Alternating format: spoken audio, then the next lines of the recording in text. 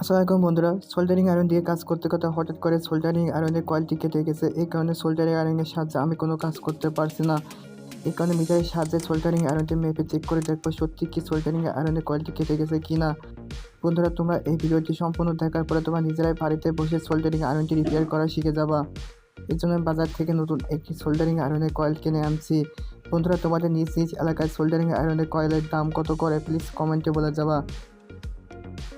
Screw অথবা টেস্টারের সাহায্যে soldering আয়রনটি সুন্দর করে ভালোভাবে খুলে ফেলতে হবে।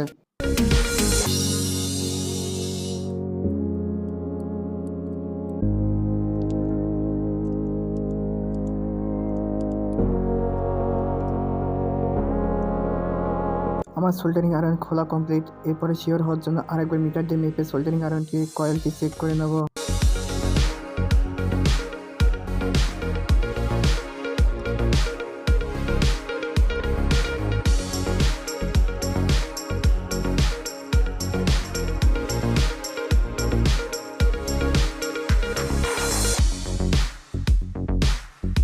বন্ধুরা, তোমরা দেখতেই পাচ্ছ সোল্ডারিং আয়রনের কয়েলটি কী পরিমাণ পুরো ড্যামেজ হয়ে গেছে।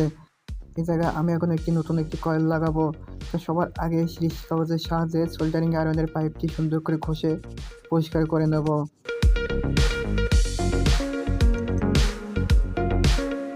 বন্ধুরা, তোমাদের কাছে ভিডিওটি ভালো লাগে ভিডিওটি কি লাইক আর চ্যানেলটি সাবস্ক্রাইব করে দিও, অনেক ভালো লাগবে।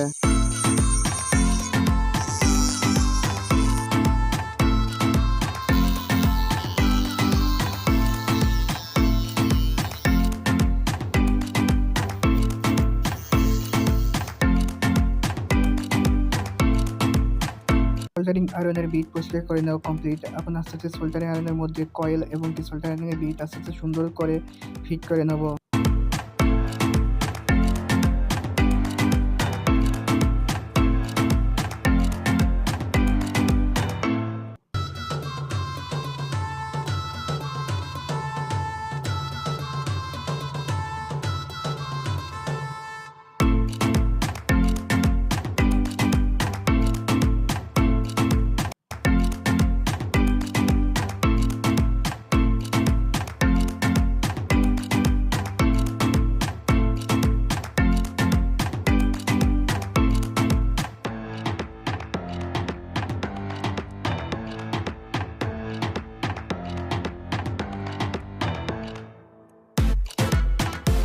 বন্ধুরা, আমার সোল্ডারিং আয়রনটি রিপেয়ার করা কমপ্লিট। এখন সোল্ডারিং আয়রনে বিটটি লাগানোর পরে নতুনের মতো সোল্ডারিং আয়রনটি কাজ করবে।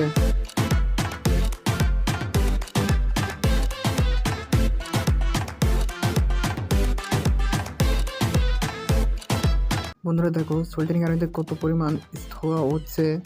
দেখো কত সহজে সোল্ডারিং আয়রন রাংটি গলায় ফেলছে।